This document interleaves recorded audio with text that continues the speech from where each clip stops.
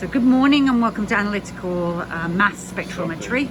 Mass spectrometry. So today we are looking at a mass filter, and the one we've chosen to look at today is the magnetic sector. And there it is. She's a honking great magnet, and this particular instrument is attached to an EI source, electron impact, and Sander has agreed to describe to you the workings of a magnetic sector instrument. This is Sander. As they say, no good deed goes unpunished.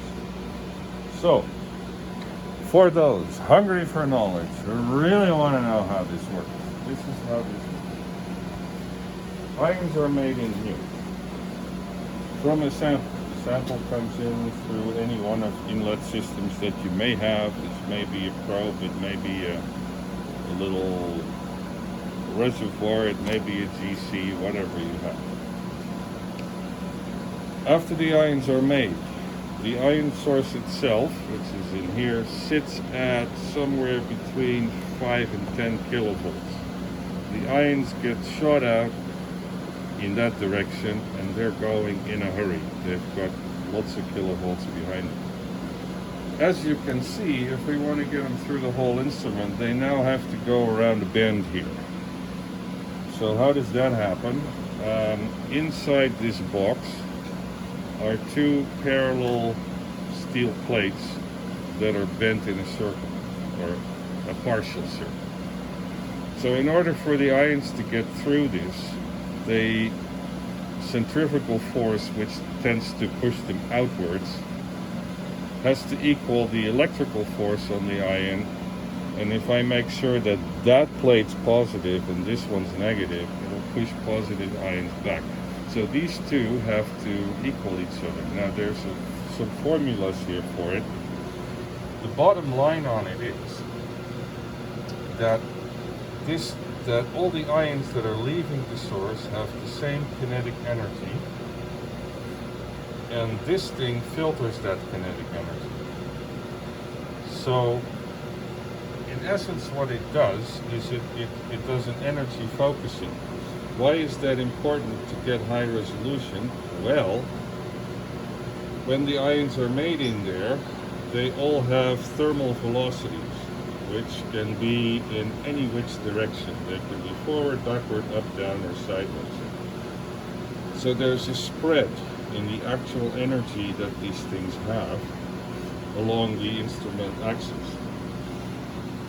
That ESA, electrostatic analyzer, focuses those energies so that you have ions leaving here with a very narrow energy range. That is important to get your high resolution. Next up is this magnet here, which will do a mass separation according to distance. So it's important to note at this point that ESA does not do any mass selection. That's one thing. The other thing to note about this is unless the voltage on the plates matches well, it shouldn't be the same, but as long as that's compatible with the voltage on the source, you get all the ions through. The moment it's not compatible, you get 0 ions through. So if you want to play with different high voltages on the source, you have to also change the voltage on the ESA plates. They are usually linked in electronics. So this guy does the actual mass separation.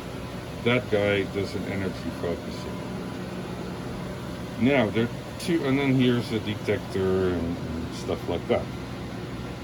So there's two ways of operating an instrument like this. One is you could say, okay, suppose my mass range is 1200 or 1000. So I'm just going to scan this magnet slowly so that the ions come out one after the other, and I can record that, and that's my spectrum. That is fine. But if you want to do high resolution measurements like that, you're going to have to scan this magnet kind of slowly Otherwise, you know, it can't really tell how wide these peaks are and exactly where they are. So that's one thing about the magnet. The other thing about the magnet is it's 1 ton of steel that you want to magnetize and demagnetize as you're scanning. That's a slow thing. So doing things like scanning for high resolution when you have a GC on it isn't going to work all that well, because your high-res magnet scan will take somewhere about between 10 and 20 seconds. Your GC peak is long gone by that. So in order to do high-resolution stuff with a GC, which is what they do in environmental chemistry, for example, you do another trick. You put that magnet somewhere, and what you're going to do now is you're going to change the high voltage on the source. So if my magnets, let's say I'm transmit, this sits at mass 100, and that sits at, call it 8 kV. Now, what happens if I drop the voltage there? The apparent mass goes up, leaving the same magnet field as I had before. Now, if you can accurately play with the high voltage and, of course, keep the ESA linked so that you still transmit the ions, you can do little magnets or little mass scans while not playing with the magnet. The magnets will stay constant, and now you vary the ESA. Now, because that's just a plate, you can do that really fast. You're just changing voltages. You don't need to magnetize a ton of steel. So that goes really fast. So what you can do is you can set up what they call a selected ion monitoring experiment. And that kind of works like, okay, I know what I'm looking for, and you can program this thing to kind of look at the exact accurate masses of peaks that you want to look at. And you can set a window and say, okay, the mass has to be in this window, and then you can also set windows for retention time and so forth. So that is a way to actually run high resolution analyses on GC output, because it goes really quick. Is there anything else that we should say about this machine?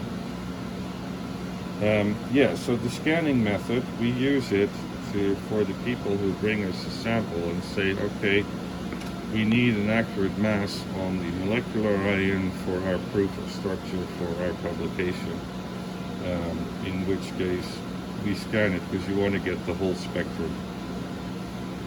Like, we don't play around with GCs or anything like that. A lot of the EPA environmental methods are still based on a magnetic sector instrument doing selected ion monitoring with a GC as a front end. Well, do we want to get into these formulas at all, or? Just could you highlight some of the important constants? The requirement for the magnet is pretty similar to that of the ESA, in the sense that if you want to get them through, the centrifugal force again has to equal the, in this case, magnetic force on the ion.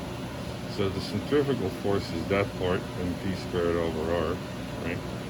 And that is your force on the ion caused by the magnetic field. So these two have to equal each other. Now, if you think back, you don't know what mv squared is, but you do know what half mv squared is, because that is determined by the source voltage. So you plug that in there, and that's the big V, right? And then you get this formula. So the mass is proportionate to the square of the magnetic field, which is why magnetic mass spectra are not linear. The masses are closer together at higher masses and they're further apart at lower masses. So if you do a linear scan on B, you get an exponential scan, exponential scale in the mass. And that is basically it. Can you tell us about the two modes of operation, whether we're in current or field? Oh, that has to do with the electronics of how do you regulate the magnet current. You can do this on the basis of what is the actual magnet current, which you can measure with a drop resistor and so forth. You can also stick a magnetic field probe in here. This is this thing, and that works on the Hall effect. And you can also measure the electric field or the magnetic field that way. So what's the difference? Well, a big hunk of steel like that is going to have a certain amount of magnetic memory.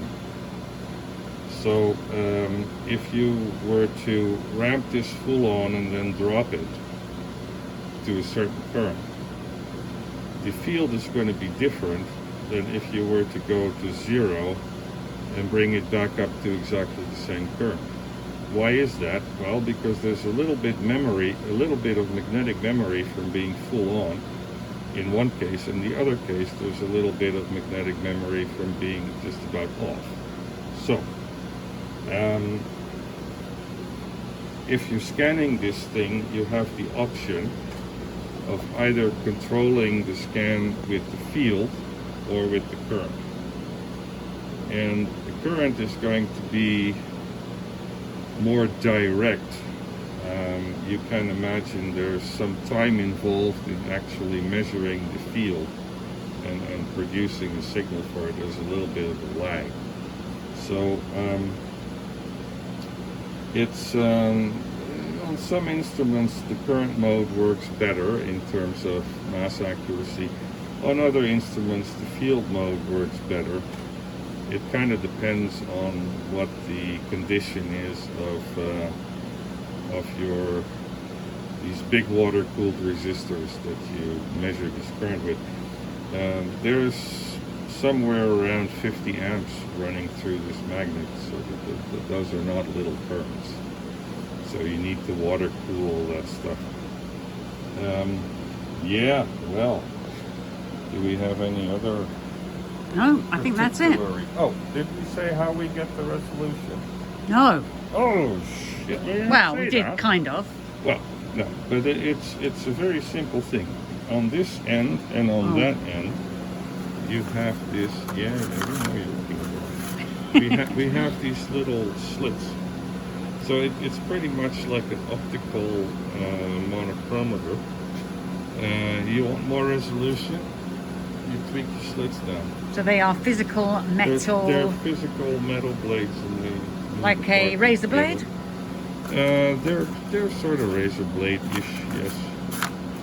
And, so we physically prevent all the hot ions that are going off in various different directions. What you're doing is through. you're basically narrowing the acceptance range of mass through this whole thing. And to get 10,000 resolution, what we normally run on, to give you an idea, I believe I once calculated this way. What is the concept? These slits are only a couple of thousandths of an inch wide to get that kind of resolution. Now you can say, okay, close them further. There is a law in physics that says that you can't win. So if you are narrowing your slits down, you're also going to get less ions through it. So the price you pay for a higher resolution is less signal. Yeah, unless they kind of do something about that with, COVID rule that says that you don't have to pay for extra resolution. But I somehow doubt that. What you doing? I'm trying to split. Good. I was thinking. Your camera is just pointing. Yes, going all over the place. I thought I should have just some slits. Oh, the slits, yes. Where do we keep the have some in slits? here. This is where we keep all Yeah, the spare dowels parts. and slits. This is what an actual slit looks There's like. an actual slit, a real one. So you can see. So, okay, so there it is. So now it's closed, and if I push that, it opens a bit. And that's what the button does. That's what that screw button does on top there. So to get 10,000 resolution, it's going to be about Practically shut. there. That's about all you're going to get through.